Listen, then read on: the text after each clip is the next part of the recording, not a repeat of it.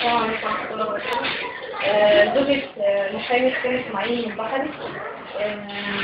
اليوم اللي هو أخدوه فيه أخدوه من عند والدته من غير ما يخبطوا الباب ولا يعملوا أي حاجة. هم كسروا الباب وفتحوا الباب مرة واحدة ودخلوا.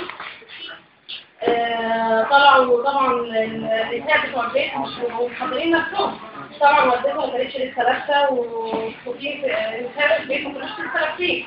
طلعوا بطريقه صعبه جدا، معاهم كميه كبيره جدا من الامن والرشاشات. طبعا مش عارفه هم رايحين ياخدوا مين، يعني اكيد عامل حاجه كبيره جدا. يعني هو مجرد عامل ايه؟ هو ذراع ربنا سبحانه وتعالى في كل حاجه. المسافه دوت ذراع ربنا سبحانه وتعالى كبيره وصغيره. راجل يصلي بيروح المسجد، هو ده.